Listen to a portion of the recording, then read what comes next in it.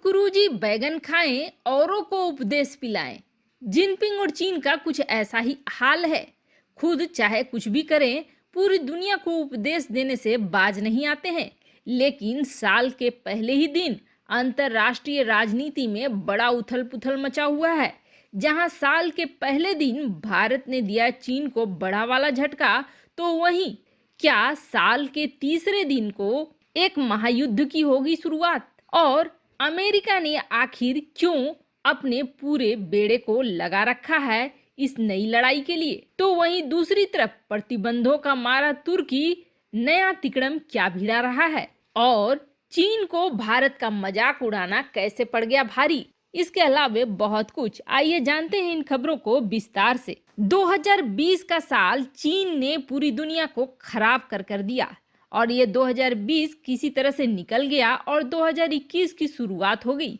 और इस शुरुआत में सबसे पहला बम फटा तो वो चीन के ऊपर ही फटा है, और फोड़ने वाला भी भारत है। लेकिन इससे पहले ये जानेंगे कि कैसे दुनिया साल के इस पहले महीने में बड़ी बड़ी चीजें देख सकती है। कहीं 2020 में जितना गुस्सा भरा पड़ा है वो 2021 में न निकल जाए।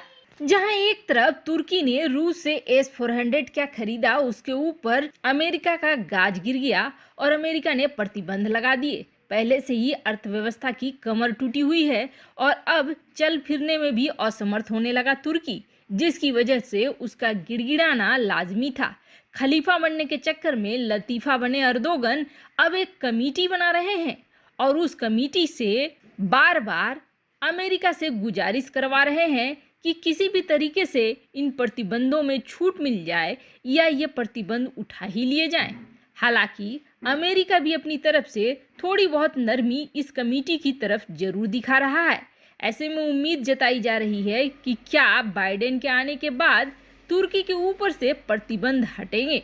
हालांकि अर्दोगन के अच्छे दोस्त माने जाते रहे हैं ट्रंप। अगर ट्रंप ने प्रतिबंधों को लगाया है तो बाइडेन इन प्रतिबंधों को उठाएंगे, ये थोड़ा मुश्किल जान पड़ता है। और वैसे भी अर्दोगन ने एक कुकर्म नहीं किए हैं, बल्कि नाटो को धोखा देकर दशकों पुरानी दोस्ती को भी तोड़ा है। अब देखना यह है कि क्या अमेरिका, जो कि नए राष्ट्रपति पद में बाइडेन को बिठाने वाला है, उनके द्वारा तुर्की को अपने गुनाहों की माफी मिलती है या नहीं मिलती है। लेकिन इस वक्त अमेरिका दूसरे क्षेत्र में जरूर ही आर पार के मूड में दिख रहा है। दरअसल 3 जनवरी अमेरिका के लिए बहुत खास है, और सिर्फ अमेरिका के लिए ही नहीं, ईरान के लिए भी खास है, क्योंकि यही वह तारीख थी जब अमेरिका ने अपने प्रीडेटर ड्रोन्स का इस्तेमाल करके ईरान के कासिम सुलेमानी, जिनको ईरान में जनता बहुत प्यार करती थी, उनको निपटा दिया था। और अब ईरान 3 जनवरी को उनकी सालगिरह मना रहा है याद में, जिसके बाद अमेरिका को ऐसा लग रहा है कि जिस तरह से ईरान और अमेरिका के बीच तनाव वाले हालात हैं, कहीं इराक में जो दूतावास है अमेरिका के, उसको निशाना न बना ले ईरान। वैसे हाल फिलहाल में कथित तौर पर इजराइल के द्वारा ईरान के परमाणु वैज्ञानिक फखरीजादेह को भी निपटाने की बात सामने आई थी, जिसके बाद ईरान बौखलाया हुआ तो जरूर है। ऐसे में अमेरिका ही नहीं, पूरी दुनिया ये उम्मीद कर रही है कि शायद ईरान के तरफ से कोई प्रत्युत्तर दिया जाए।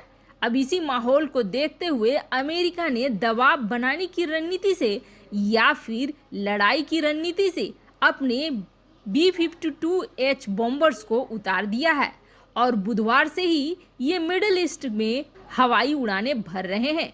वैसे आपको बता दें, ये बॉम्बर्स काफ़ी खतरनाक माने जाते हैं, जो कि साधारण बम के साथ साथ परमाणु बमों को भी ले जाने में सक्षम होते हैं। वहीं दूसरी तरफ जिस चीज के लिए चीन ने भारत का मजाक बनाया था, अब चीन का बाप निकला भारत उसी ही क्षेत्र में। भारत को हल्के में लेना चीन को पड़ गया है भारी, और 2021 का साल भारत ने तय कर लिया है कि चीन को कैसे कैसे बर्बाद करना है। इसकी शुरुआत 1 तारीख से ही हो गई है। चीन की वजह से दुनिया का 2020 बड़ा ही बुरा बीता, और यह कमरे में बंद होकर ही लगभग बीता। लेकिन अब 2021 भारत तस्वीर बदलने वाला है। चीन को दो तरफ से चोट पहुंचाने के लिए तैयार हो रहा है भारत। वैसे आपको बता दें, एक वक्त था जब भारत पर हमले करने की फिराक में चीन ने कदम बढ़ाया था, तो उसने भारत को ये भी चेतावनी दे दी थी कि भारत के अंदर ऐसा कोई इंफ्रास्ट्रक्चर नहीं है जिसमें कि वह हथियारों को तेजी से बना पाए और उन्नत किस्म के हथियारों को बना पाए। उस वक्त मजाक उड़ाते हुए चीन ने भारत को ये कहा था कि हथियार बनाने से पहले उन्हें कारखाने बनाने होंगे और जिसमें कम से कम 10 साल लगेगा। लेकिन अब उसी चीन के पास एक ऐसी रिपोर्ट आई है जिसके बाद 2021 को लेकर उसके रोंगटे खड़े हो रहे हैं। दरअसल अब चीन को ऐसा लग रहा है कि भारत क्रूज मिसाइलों और बैलिस्टिक मिसाइलों और मिसाइल डिफेंस सिस्टम के क्षेत्र में कहीं आगे न निकल जाए, क्योंकि भारत ने अब जहां ब्रह्मोस आकाश मिसाइल डिफेंस सिस्टम को बेचने का मन बनाया है, तो अब तीसरा एक और भी हथियार मार्केट में उतार रहा है। भारत ने पहले ब्रह्मोस और फिर आकाश मिसाइल डिफेंस सिस्टम को बेचने की मंजूरी देकर खतरे की घंटी चीन के लिए बजा डाली है। जहां ब्रह्मोस दुनिया का सबसे अच्छा क्रूज मिसाइल है ही, वहीं आकाश मिसाइल डिफेंस सिस्टम भी लंबे समय से भारत में इस्तेमाल हो रहा है, जो 25 किलोमीटर तक के रेंज में ड्रोन, मिसाइल और लड़ाकू विमानों को तहस नहस कर सकता है। वहीं एमडीबी ने, जो कि रूस की एक एजेंसी है, उसने ये कहा है कि जब से चीन ने गलवान में भारत को धोखा दिया है, भारत आक्रामक तौर पर हथियारों को बना रहा है। पिछले 2 साल में भारत ने जितने परीक्षण नहीं करे होंगे, उतने पिछले 4 से 5 महीने में कर डाले हैं। मॉस्को डिफेंस ब्रीफ ने एक रिपोर्ट जारी करी है और इस रिपोर्ट में यह कहा गया है कि 2021 में शॉर्ट रेंज मिसाइलों के व्यापार में चीन भारत से पिछड़ जाएगा और भारत आगे निकल जाएगा। वहीं इस दावे को बल और भी मिल गया है जब चीन की सरकारी रिपोर्ट में भी यही बताया गया है कि शॉर्ट रेंज मिसाइलों के व्यापार में भारत से पिछड़ जाएगा चीन और 2021 में भारत चौंका देगा। वहीं दूसरी तरफ 1 जनवरी से यूएनएससी में भारत का नॉन परमानेंट सदस्य के रूप में कार्यकाल भी शुरू हो रहा है, जो आने वाले 2 साल के लिए होगा। ऐसे में भारत अब रणनीतिक रूप से भी यूएनएससी में चीन को पछाड़ने के ऊपर काम करता रहेगा।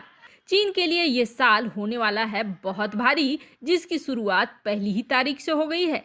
वैसे आपको क्या लगता है, यूएनएससी में भारत के 2 साल भारत को परमानेंट मेंबर बनने में मदद करेगा? कमेंट कर अपनी राय जरूर बताएं। जल्द मिलते हैं अगले वीडियो में नई खबर के साथ।